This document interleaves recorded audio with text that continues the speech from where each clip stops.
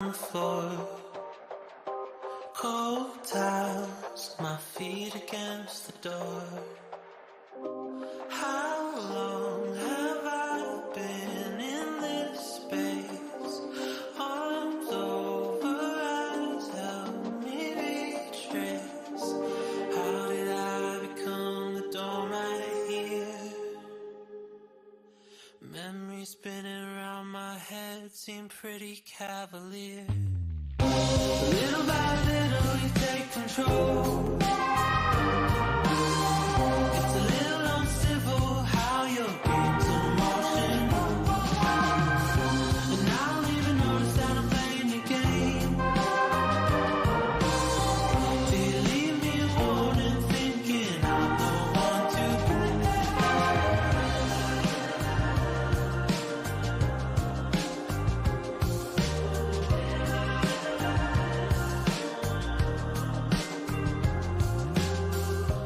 Your words weave strings around our limbs.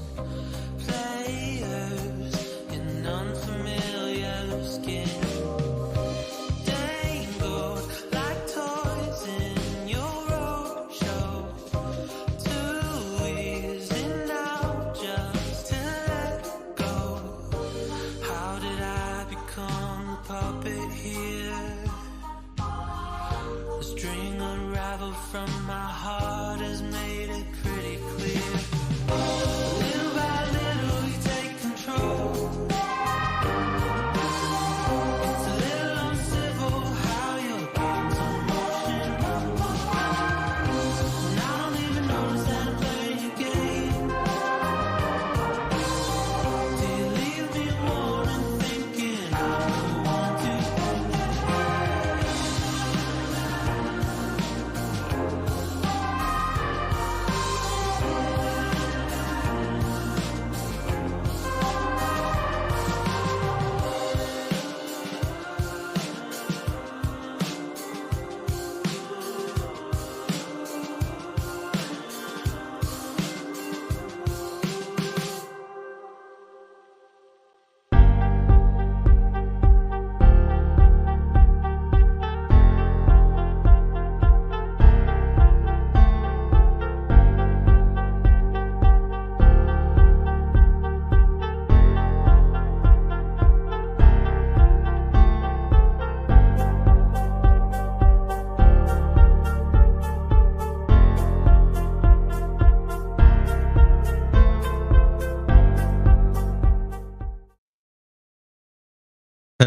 Hello, everyone. Welcome to another episode of People Who Inspire. I'm excited to have a very experienced guest today. Today, we are going to look at how we can leverage innovations to promote healthcare delivery in Africa. And as I always do every week, the whole idea for this platform really is to share the life stories as well as the milestones that my guests have been able to achieve, and also how we can get inspired with some of the thought-provoking, perspectives to some of these topics that we would have. So I'm excited to have here Professor Rotimi and Dr. Michaelene. How is everyone? How are you doing this weekend? Oh, it's great. Wonderful to be here. It's been awesome. Nice to see you, and thank you for having us on your program.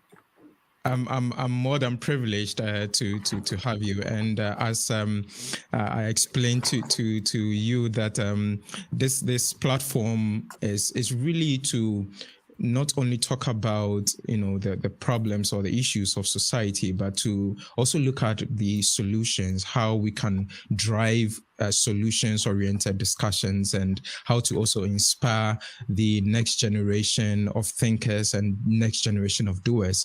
And today, I want to, first of all, maybe I would want to start the conversation with Professor Rotimi, and can you tell us a little bit about yourself? When I looked at both of your resumes and both of you, your achievements, I was blown away. I'm like, is it like 4 people in one or 6 people in one, the kind of the kind of milestones and achievements that I saw on both your resumes.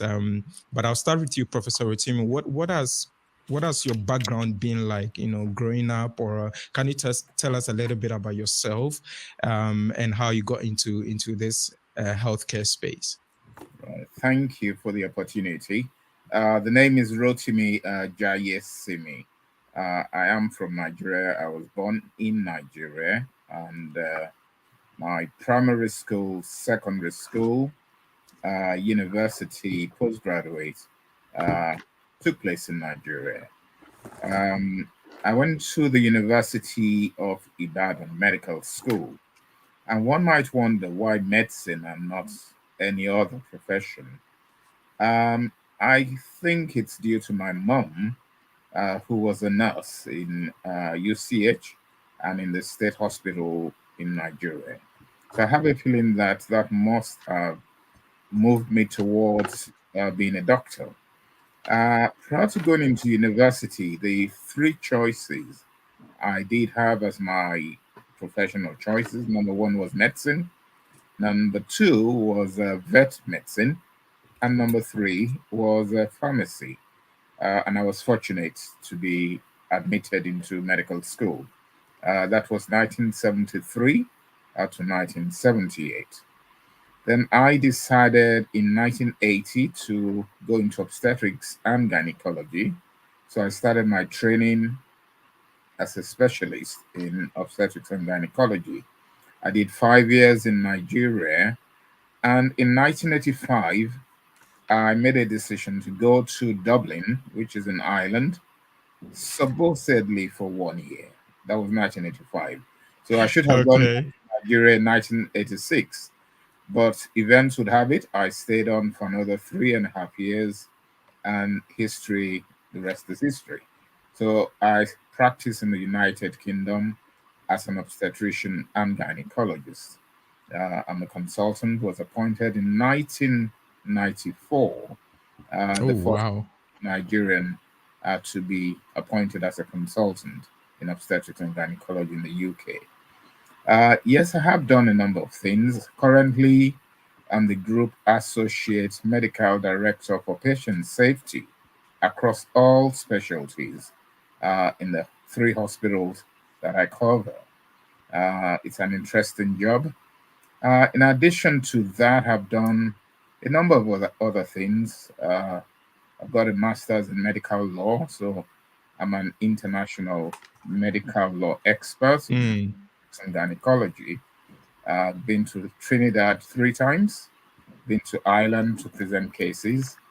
I have an MBA, so that's given me a perspective of management, not just in healthcare, but across all specialties or disciplines. I'm a coach, I'm a mentor, uh, I'm an author as well, a poet. I don't know where to stop. Wow, I'll wow, leave it as wow. that. Yeah. It's Thank you. amazing. It's amazing, Professor Rotimi, because I mean, before I go to Michaelene, like, I look at the potential that most of us have. So, for example, growing up, in Ghana, we were taught to just focus on one thing. So you just, if you go into medical school, so the whole perception was those students who got the most A's get into medical school, and then the lesser the A, the more farther away you are from the science related courses. So for me, what interests me about your profile is the fact that you still have the opportunity, or the time to develop other areas or other potential that you have. So one would say, I mean, you're a gynecologist, you're a specialist, that's it, but you still find time to write, to mentor, to coach. Like, how do you do that? How do you, let's say you have a lay down profession, and then you are still able to find time to write, to mentor, to coach? How do you do that, and what is the motivation that you have for that? The motivation really is to make sure that those coming after me have a shoulder to stand on. Show them the path I have gone through, where the obstacles are, and how to surmount that. I think that's very important, more so when you practice in the United Kingdom or abroad and you are a foreign student or a foreign doctor. There are obstacles in the way. So, mentoring and coaching is to signpost people so that they don't make the mistakes I've made, or for them to be able to progress in their career. I think it brings joy to me when you have trainees, junior doctors, students coming back to say you did this. And quite honestly, at times you can't remember when you did it or when you said it. And that's what's been the driving force, is to make people better than I am in the profession. With regards to honing into medicine, the school I went to, Government College Ibadan, was more of a science school. So we were not Okay. art subjects which seem to be lesser. But perhaps I have a streak of artistic talents in me which I haven't developed. Yeah, I can tell. So I'll get into now to ask the same question to Dr. Michaelene. So, I the first time Dr. Michaelene reached out to me on LinkedIn, I first checked her profile, and I had the same reaction to the reaction I had with Professor Rotimi. I was like, whoa. Like, is it that she has multiple like personalities doing all these things? How she's able to, like it's for me it's really admirable.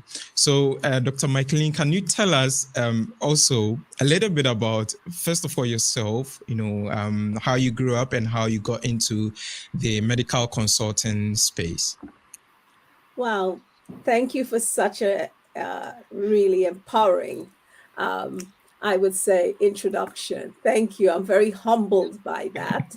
But I think, first of all, I must explain why I reach out to you. I believe in empowering youth. I believe that your generation, the generation above you, or anyone who's younger than I am, and even should be inspired to do greater than what they're doing and be motivated to do more than what they're doing. And they must not be imprisoned into thinking that just one trend of thought is enough. And so I've been looking at what you've been doing, and I've been really moved by it. And I thought, this is so dynamic. And I've been following and I've been watching. And then I reach out to you because I didn't want to, I subscribe, but I didn't want to miss out on most of your interviews. So going back, yeah, for me, I am from the Caribbean. I'm a Caribbean child. So I am from Trinidad and Tobago. And I am a Trinbagonian, as we would say. I am. And I grew up in a little village, in a little village that is no different when I'm in Ghana and I see a village, Hey, listen, when I see a village in Ghana, it is like, really, it brings me back to my village. The running taps, the taps on the side of the street, the woman getting water. I come from Dow Yes. Village, South Urupuch, and I'm awfully proud of that. I'm very proud of that. Coming from Dow Village, from South Urupuch, it means a lot to me when I say that, because that's the place of greatness. That's a place where I've seen, my grandmothers work very hard, and I've seen one of my grandmother with her business, really business minded, and learn from that. And the other one extremely grounded and ethical and respectful and dignified in everything that she did, and it's just priceless growing up in that. And my mom, being educated in England. So I can say that is the beginning of seeing uncles who already, well known in the career path, and so I basically I am the fruit from that community. where the community make the child, because guarantee if you did something wrong before you even get home from school, everybody knew. And it was at a point in time where you didn't have to be an aunt or an uncle or a cousin to discipline you with the tongue. And so, and I am proud of that. I am very proud of that. There are very new people in my village per se now that I don't know them, but the ones who are there, is, and I have to be honest with you, Dove Village is family. Every 2 houses is a family, a pumpkin vine or the real blood. But we take over.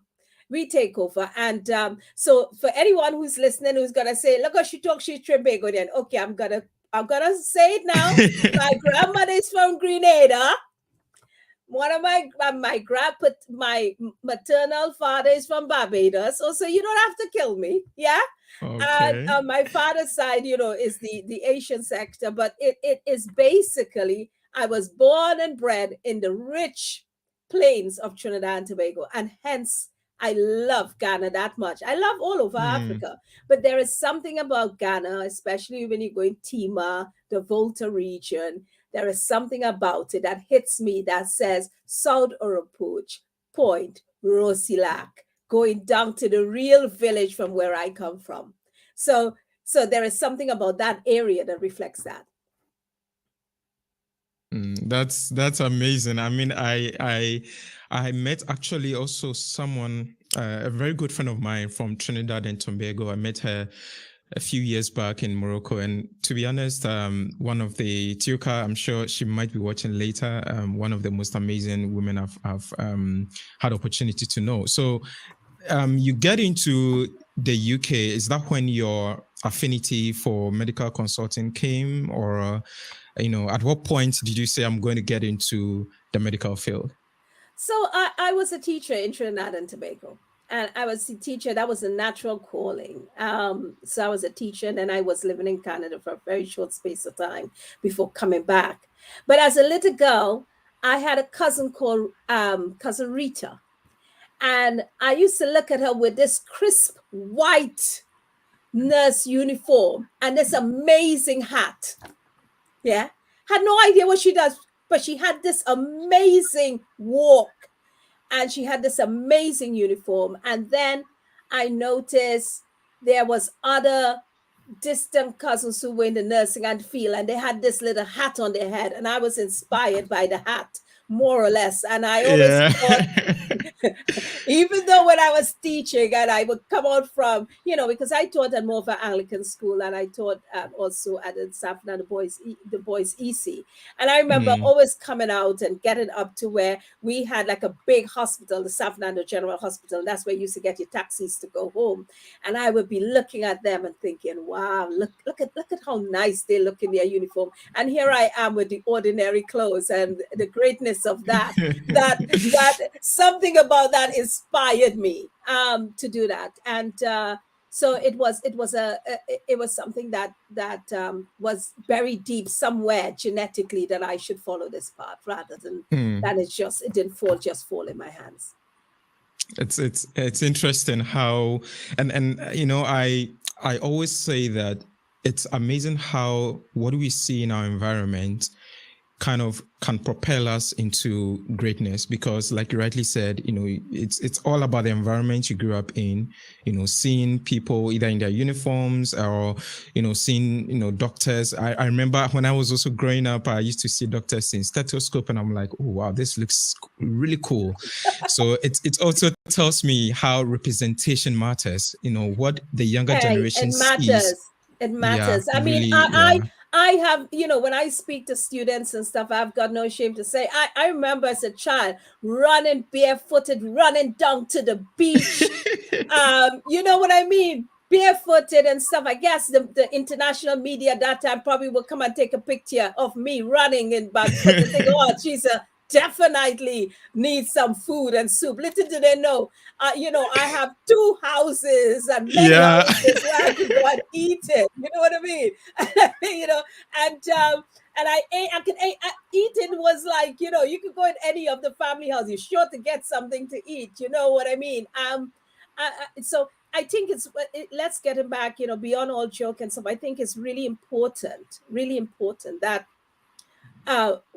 whoever you are, and when you see a child, there's this thing about a child and the garment they wear and their situation, and they see them. Out of that is greatness, and really is how you influence that child to greatness.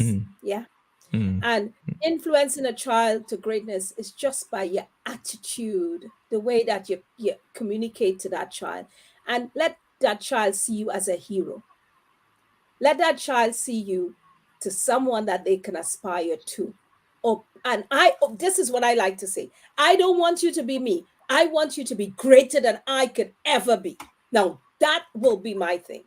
That will be my thing. I don't want you to be me. I want you to, if I have to help push you to pass I want you to do it. That moves me. That will make my party. I will drink champagne on that. Because to me, that is what we need to do, especially in our diaspora. We need to encourage people to pass you by. Yeah. Step aside, pass you by. And so I was not held back in what I wanted to do. And I must say, I was encouraged by Caucasians, by Asians, by my own. I had lots of people to give thanks for where I am, There are people who like Yvette, like Nettie, people like that, that I could think of, Hyacinth, Scarrett. Yet there's so many names. If I go to call the name, and if I didn't call your name, please, the ones that I'm calling is the ones who step on my toes day and night, They step on my toes and like, you better get on with it, the good, the bad, and the ugly, is all shape you for greatness, but it's your mindset. Most importantly, is this in here, is your mindset about where you're going, and I have a dear friend called Happiness, and I also got a dear friend called Jumi, and I would always tell you this much. I was doing midwifery, and I was doing night shift midwifery. And I said to Jumi first, and then I said it to Happiness, but this is what Jumi said to me. I said, see this midwifery night thing I'm doing here? I don't know if I could do this. And she said, oh, so when you pay your bills, you don't be thinking new baby's born and you complaining. Are you? So I was like, oh, she don't get what I'm saying. But when I went to Happiness, by the time she's finished with me, I was signed up for the next 3 nights because it brought you back to the reality is that I didn't have something else yet to go to, but I was already complaining about the food on the table. And those 2 people I always think of it. When you are eating, wherever you are eating, you give God thanks for that until you get to your next destination. And the thing about it is gratefulness, not being ungrateful. And that's what they both were telling me. Yeah, that's I true. was paid for my earnings. So I've learned a lot. And I think it's the ability to learn. Yeah, and I fully agree. And maybe Professor Rotimi, what I want my viewers to know now is that I got to know Professor Rotimi through Dr. Michaelene. So I'm going to ask Prof, where and when did you meet Dr. Michaelene? We gotta make you pay for that. We gotta make you pay for that. That's an interesting one. I remember vividly the day. This was in 2012 in 2011 in Basildon University Hospital. Wow. Where we were in the clinical governance and patient safety team. 2 Black people amidst Caucasians. Never met each other before, but we got on very well. and supported one another in everything we did. Like we said, we have to build ourselves in whatever environment we find ourselves. And we shared things, ran things through past each other. And since then, the friendship has not just been professional. She's my sister. And we've done so Yeah. many things together, been to conferences abroad together, written scientific papers together, Wow. Wow. member of the Leaders in Health and Tech who were in Ghana November last year.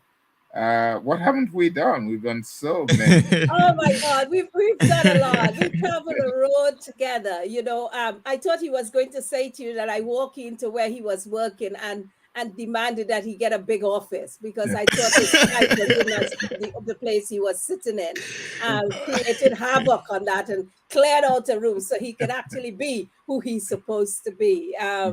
And I thought he was going to say how disruptive I was in that way, but he pulled that back. But no, we've done many things together, and this is about when you meet someone who's traveling in the same direction on the bus with you Yes. to greatness. You actually be able to embrace that, embrace the conducting, embrace the driver's knowledge. You embrace it because you're on a journey together, the journey spiritually, respect for family life. I know his beautiful wife, beautiful family. He knows my husband, my mom. And it's that journey whereby the person Wow. can say to you, slipping. We're supposed to be heading in this direction, but suddenly I realize you're slipping. Well, are you going on the bus or not? Yeah.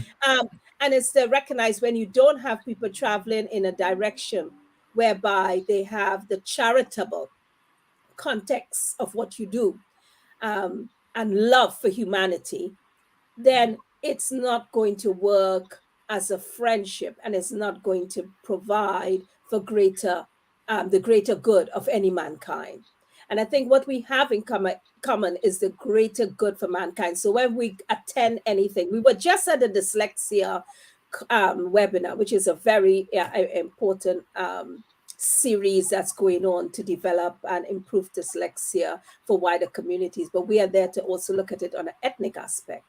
And he came off and he said, hey, we haven't addressed a very key issue. And I wouldn't say what it is here because it is, we don't want to share it now. I But there understand. was, Yeah. but there was something about that was pulled through and extracted.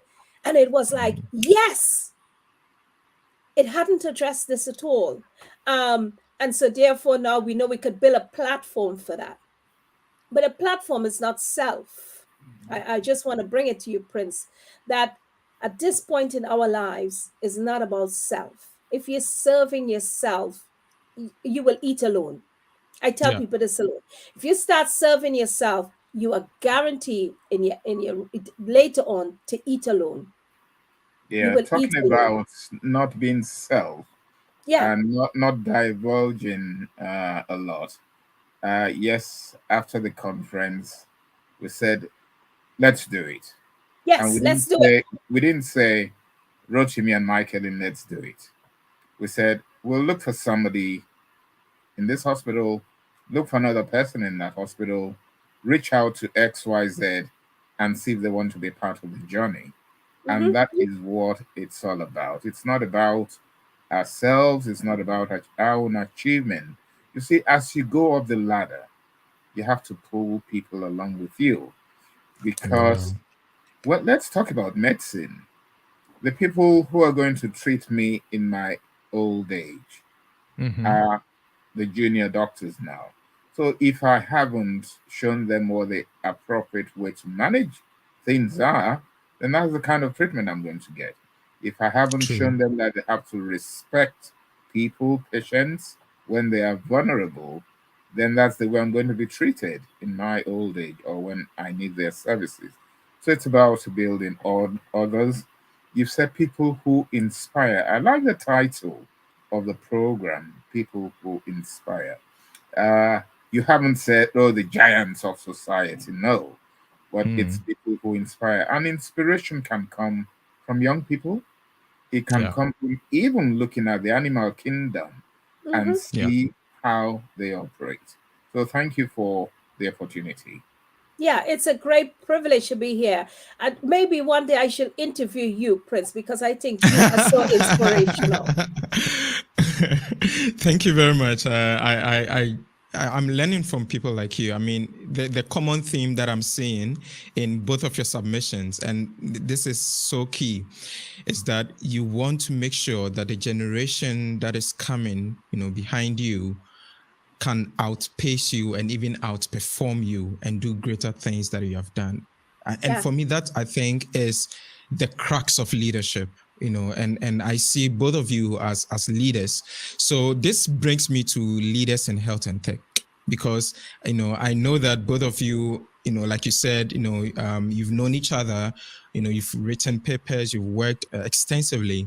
Now, when we talk about innovations and healthcare delivery, I know very well that Michaelene and Prof have, essentially spearheaded, an event, which is an annual event that seeks to address the healthcare deficit, by empowering the people in the healthcare space. So maybe I'll start with you, Michaelene. What is Leaders in Health and Tech? So I need to give you some background information. Yes, please. I'd been to Ghana many times before, and I've been to different parts of Ghana. And just like the Caribbean, as Trinidad and Tobago and many other parts of the Caribbean, the people who live on the outskirts, the rural areas, they seem to always not be able, they don't seem to have accessibility. Therefore, quality of care is diminished, and they're not informed as much as the people who live in the cities and very much near to the big teaching hospitals. Yeah. And I ponder how this can work. And then technology is rushing in at such a fast pace. It's it's coming. And everything you could think about in healthcare, there's a technology attached to it now. And I pondered for a while. And then as I normally do, I got paper and pen and I drafted names after names, what it would look like, what it would shape out to be, how it would look, who do I think I need to be there, and the purpose, the most important thing, what is the purpose behind this? And fundamentally, the purpose about Leaders in Health and Tech is about sharing knowledge globally into a region for future development. Because there are many of us, like Professor Rotimi, Ken, Dr. Lomax, all these people, they all over the world have incredible knowledge. Incredible knowledge. But guess what? It is only within that region. We wanted to come back so that young medical doctors could go, wow, I'm sitting here in Ghana and look what this person is doing. I probably could do the same here. I could network with that person and build that platform here. And then the other aspect of it, whilst I was drafting it, is that I was concerned about medical tourism. I was concerned that wealthy Africans from the whole African continent was going to other countries to be treated for things that can be treated at home. And what was missing was people like Professor Rotimi flying in for a day or two and using the facilities there to give the best care. Do you know what I mean? Which will actually build the local economy. So Leaders in Health and Tech was built out of two aspects. The selfish aspect, which is, as I am unapologetically a very Black woman, I was concerned that medical tourism for the Caribbean and for Africa was leaving the continent. You have so much to show. Giraffes, lions, beaches, incredible habitat. Come on, that's tourism. And so is medicine so bad? So we needed to change the face of what that looks like. So that's the selfish part of it. And the unselfish part about it is about empowering and sharing knowledge, because someone could be in Nigeria and doing amazing stuff, and someone is just right in Ghana and don't know about it. Someone in Yeah. Ghana, like Dr. Beatrice, doing amazing stuff with breast cancer, but someone right in Kenya may not even know about it. This is about bringing that wealth of knowledge. And so when I got it all on paper and got all who I wanted, the first thing I wrote their names down. I went, because when you go to Professor Rotimi, you have to go with a plan. Yeah. You Yeah. can't go.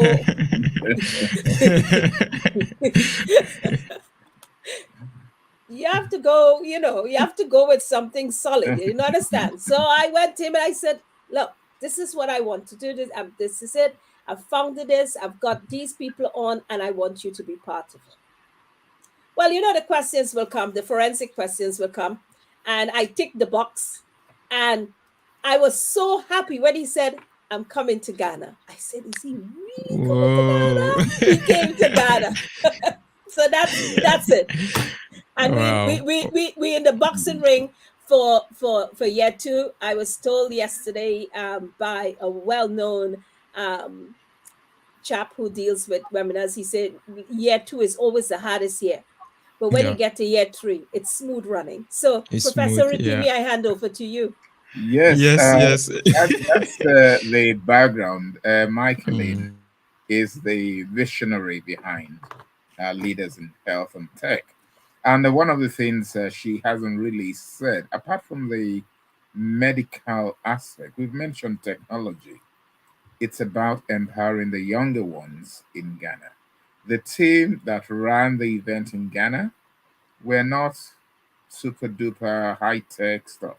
Young people in their 20s, a few teenagers, and they did Mm. very well using their Wow. IT skills, their photography skills, their administrative skills.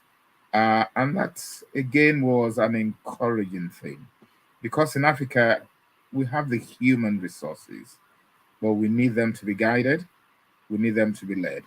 And last year's conference was super duper. This year's conference is going to be greater. Now, when it comes to technology, technology has always been there in medicine. Mm. The stethoscope, it used to be a wooden kind of stuff. Now we have the ones you said you saw people hanging around them. But now, the pandemic has shown us exactly what technology can do. I mean, you're in Germany, am I right? Yes, please. Yes. Yes, I'm in Germany. Yeah. I'm in Essex. Michaelene is Peterborough. in Hey, give Peterborough. a shout. Give a shout to Yeah, Peterborough. look at us talking now.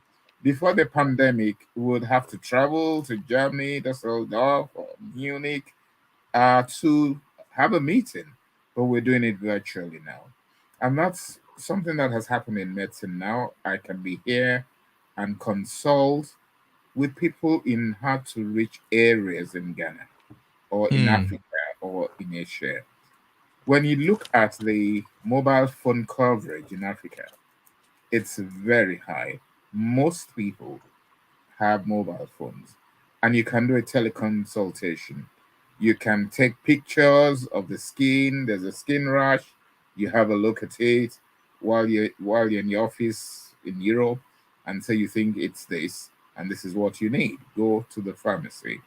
And Wow. there are very different aspects when you talk about artificial intelligence, for example. If you look at X-rays, it takes a lot of time for radiologists to read and interpret X-rays. But artificial intelligence using algorithms can read thousands of X-rays within seconds, and they are Wow. accurate. Yeah. So that's one aspect of it.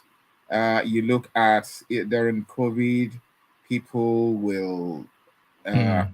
use technology to discuss people who were ill. What do we do?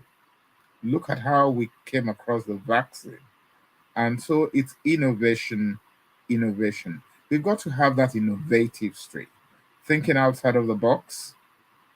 There's no go area, and there's no idea that is outrageous. And this is one thing I want to stress. And when you have an idea, when you run it past your friends or colleagues, they're likely to put it down and say there's no mileage in that. It's your vision. It's you have seen something in it. And that's what I tell people. You are the one who know what you've seen. When people tell you no, there's no, don't worry about it, no. Let me share something with you. You know this multi-pronged chargers now? Yes. For mobile phones. Yes. I had a Samsung, I had a Nokia, I had a BlackBerry, I had like 4 different types of phones with different ends. And what did I do? I laid the lines, then put some tape and stapled them to keep them apart. Oh. And I label they say this is Samsung, this is Nokia, this is BlackBerry. So I had like 4 prongs at the top and 4 plugs. But what I didn't know, I had forgotten my physics, because what I was doing was parallel lines. Yes. But what do you have now? You have a single line that divides at the end into how many? Yeah, that's innovative, and that's talking to people. And if you don't share your ideas, having protected your intellectual property, then it will not get to the market. So we have to think, how can we get to people? How can we improve healthcare in the hard to reach areas? So I'll hand over to you and to Michael. Yes, thank you, Professor Rotimi. And just to follow up with you, Professor Rotimi, today we are looking at innovations and how we can deploy innovations within the context of the African healthcare system. Now, when I look at, for example, I discussed last week, I had a medical doctor as my guest, and she shared her story of how she overcame stage 4 cancer, and the fact that at some point, she had to go to the United States, because the equipment and all that were not available in Nigeria. So I'm thinking about this, Professor Rotimi, like if you think about technologies or innovations that we can deploy in Africa to save lives, essentially, what can we do? Is it the government who should do something? Is it the doctors? Is it the nurses? Is it the policymakers? From your point of view, what is a true sustainable approach to deploying technologies or innovations, in Africa? It's the whole system. It's everybody. It's every stakeholder.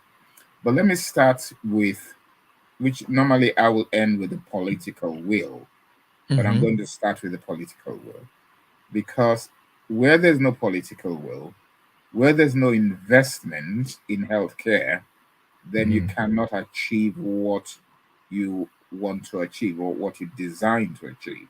And that's, for example, we're supposed to spend 15% of the budget on healthcare in Africa.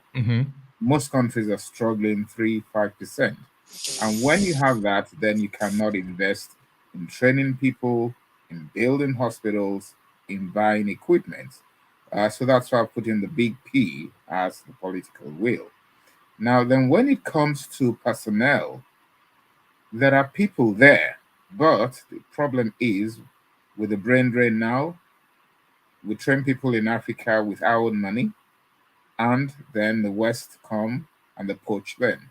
Again, that is not a good thing. For patients in Africa don't know their rights. If they know their rights, then they will be asking for better care. They'll be holding the legislative arm and the executive arm of government to account, to say, you said you're going to do this, but you haven't done it. Or when you are ill, you're off to Europe. No, next time we're not going to vote for you. But again, it's not happening. And then again, the people, prevention is better than cure. Public health, promotion, advocacy. In Africa, most of the disease burden in Africa are preventable. Is it infection? Is it malaria? Is it diabetes? Is it hypertension? Lifestyle changes? And so it's bringing technology into this. You will have to work with the private sector because they've got the money to build these edifices, but how many people can access them because they're expensive? But partnership between private sector, public sector, and the government, and then I believe in corporate social responsibility. See how much Shell and BP are declaring per quarter as profit, yes, for their shareholders. But when you talk about altruism, there's no reason why they cannot give back to society to help the lesser people in society so that they are not out of pocket when it comes to healthcare. And that's why I said it's the whole system really that will help us reach where we want to reach. This is very poignant. And Dr. Michaelene, do you have any additions to this topic? You're muted. I think you're muted. Okay. Yeah, I'm coming from a completely different angle, and I do understand that perspective. However, right now, let's just take Ghana on its own.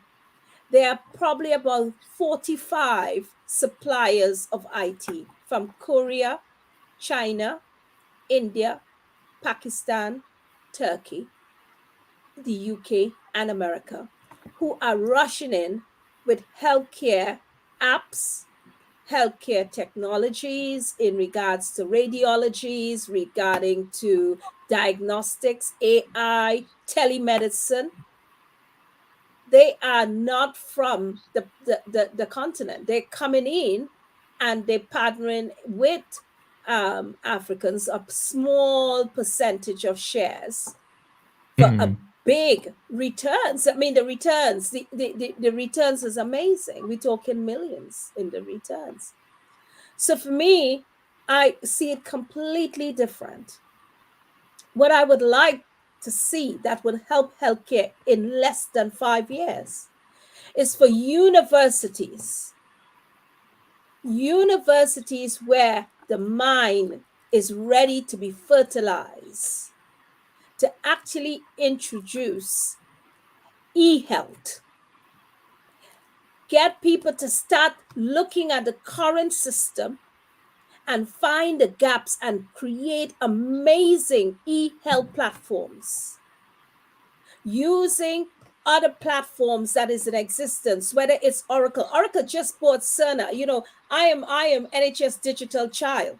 So when talking about NHS, healthcare, and digital, I just complete my top course for them. You know, all the I work with Cerner. I've worked with Fujitsu. I've worked with BT. I've worked with all the big guys, Civica. I've worked with Accenture. I've worked with all of them in regards to rolling out different types of e-health solutions and EPMA. And what I can tell you is that the only how a change will come is when universities, colleges, schools, coding is going to be something of the past. Just keep up with the technologies in schools, in kindergarten, starting children very early to embrace technology and start looking at not only e-health, agriculture, all the core areas that you need to function as a human being, and start getting the population to start thinking about digital warfare. How are we going to digitalize what we do and understand the efficiency behind it, understand the benefits, the value to the ordinary man who has his little phone way out in the agriculture area, and how he could look on the phone and go, I've had an injury by a snake bite or a piece of galvanized. What do I do next to survive so that I could take care of my family? And university students, can do this. You have enough scholars across the African continent when coming to IT to do this. It's about, and again, it's about publicizing this and giving them an opportunities for people to invest this. So I would like to see people, like all the great African artists all over the world, I would love to see them actually encouraging these youngsters, not only to build musical apps, but create musical songs and how they can actually take care of end of life, diabetes, all of that. There is enough room in the market for competition. There's a great saying, I can never cook jollof rice like a Ghanaian. Yeah. And a Ghanaian cannot cook, an oil down like a Grenadian. Yeah. So you know your land. You know everything about your land, and you know the different tribes, and you know the needs, and you know the wants, and you know the people. So therefore, the digital future is in the hands of the population. Despite what the politics, despite who wants to put in money, it is about going back to basic one.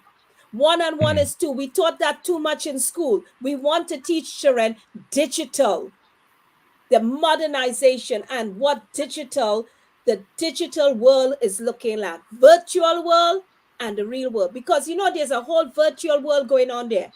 Yeah. That's where people discuss money, they trade money, they build businesses, they buy your business. By the time they come out the virtual world, and you don't even know your business is already bought, because that was already discussed in the virtual world. So we cannot let Africa and the Caribbean to be standing at the back burner whilst everybody is coming in with some simple technology, simple app, and you grab it.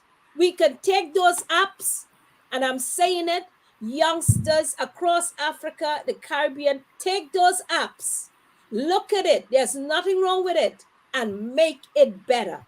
Just don't copyright their core features, if you know what I mean, that there's software area, but you can make it better because you know the road, you know the track where the train is running. So why are you allowing other people to come and create the track? And I tell you why. Because when they come in, it comes in with a big bang. And it's time healthcare providers start looking at the local man with his digital solution rather than want to buy. Foreigners doesn't mean that it's good. I have my company in Ghana. It's MHM Health Consultancy, registered in Ghana, love it in Ghana. And I'm busy trying to create a hub of excellence where people can actually start, how about investing into something that will have a meaningful impact and a long legacy? You know what my legacy must be? That when I give, this is my legacy. My legacy must be, I must give 3 times and more than I was given. That must be my legacy. And it's time healthcare providers, the man who driving the bus, thinking, I'm driving this bus, I don't like how this seat feels. Be innovative. How can you make it better? Technology is here. It's not going anywhere. It's getting quicker, faster. I can't even keep up with mobile phones technology. Yeah. And we got it. Same thing for healthcare. You got nurses. Come on, get out of the box of just thinking, I'm a nurse, I'm a midwife. You can't talk to me. You got to get out of this box to think you just put on your uniform and give people medicine, food, water, and basic. Think technology. The stockings on their leg. I'm a full-size woman. The normal clothes that you see they put on people, would it fit me? Would it fit women of my nice curvaceous self? Yeah? Who was it made for?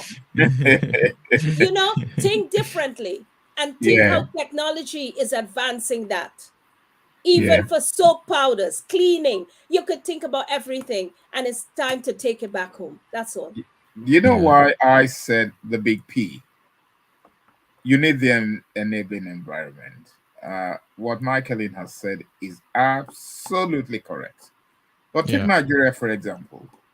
For the last 9 months, the universities have been shut down. Yeah. 9 months due to strike action. So how do you build those students? Their parents don't have enough income. So that's why I started with a big P and an enabling environment. Environment. If security is there, I mean, and again, the big P is also linked to the big C, corruption. All these foreigners coming into Africa with their different wares, they bribe their way, maybe even very poor equipment, but they give our politicians some peanuts, whereas they're going to make lots of money.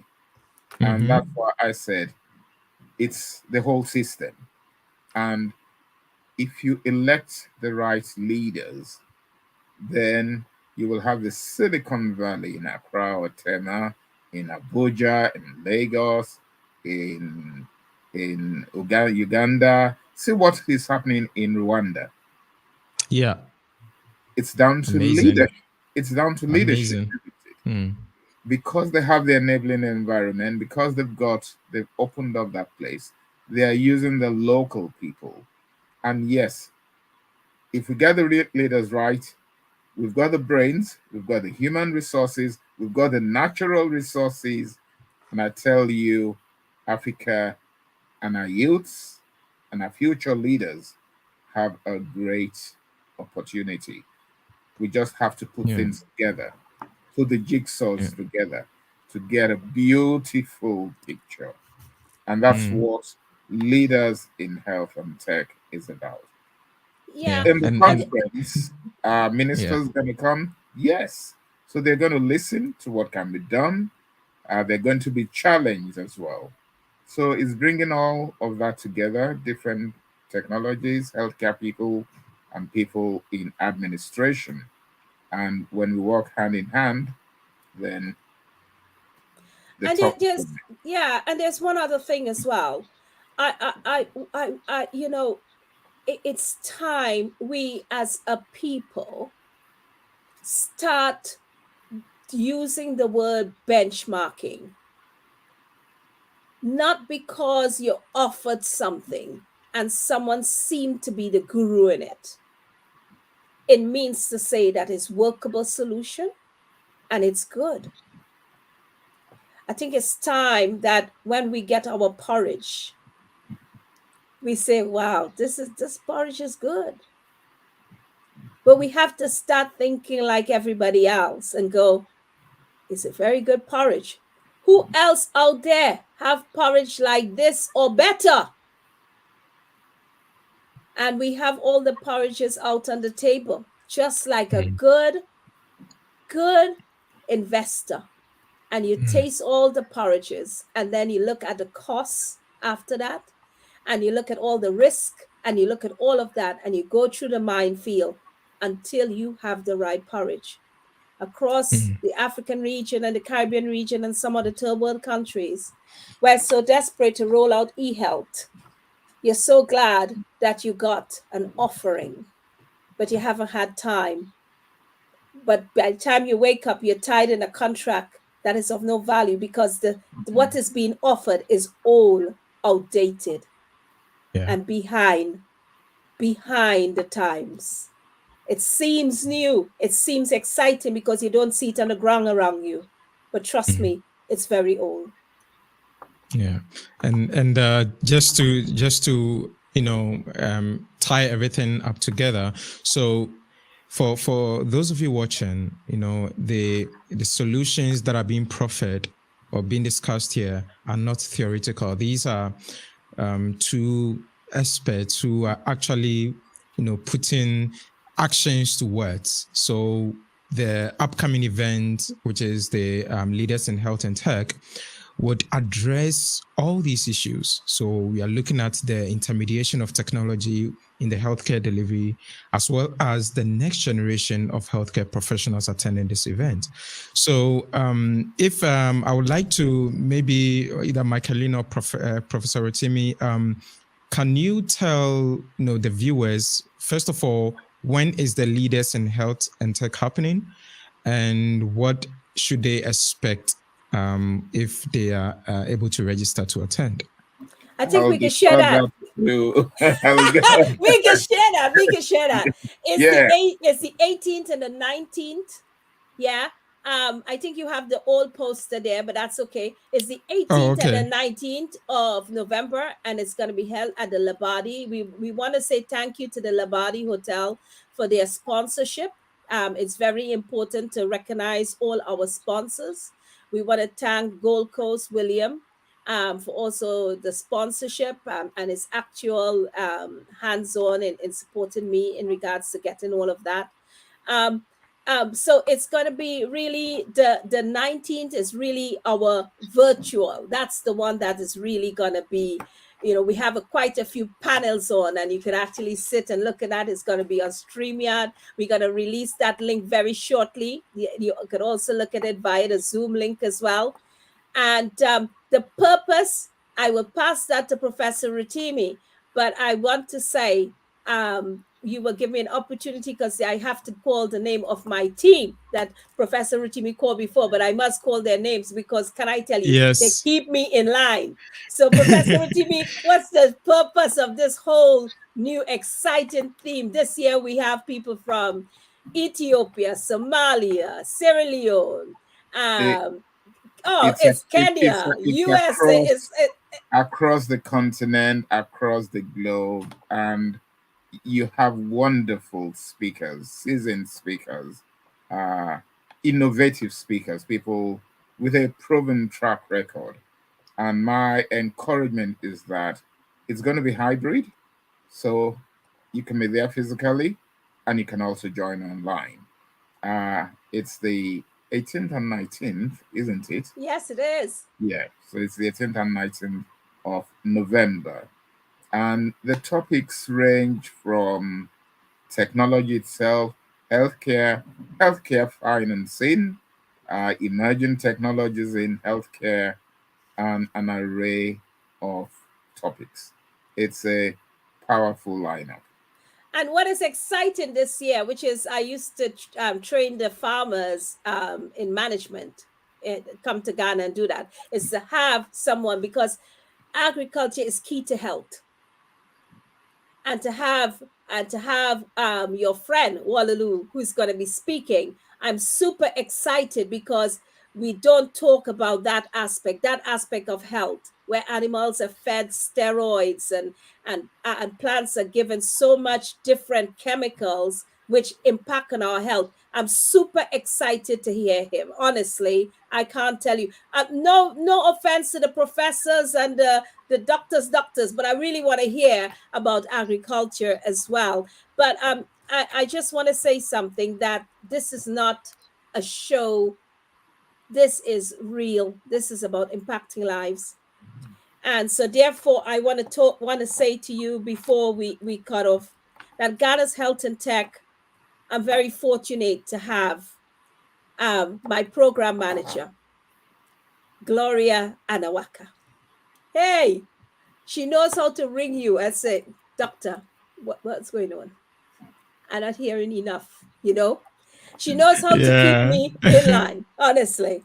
Her dear sister, Dr. Emma Olivier, who is also Smile Dentist, who have done amazing stuff when coming to this, in everywhere, knocking on doors, trying to get sponsorship. We can't thank them enough. But then I have the roll up of the sleeves guy, Meldrick Coffee and Ceylon, Godfrey Ceylon. And then I have Tommy Darku, Sadiq. I've got Henry Badger, who's been behind the scene with all the pretty flyers that you've been seeing, and all others who've been reaching out and support. But the team this year is a smaller team, but can I tell you, they're super dynamic. And thank you, Prince, for joining that team to give us support in regards to the way forward. Leaders Health and Tech is here, and it's going to be a fantastic show.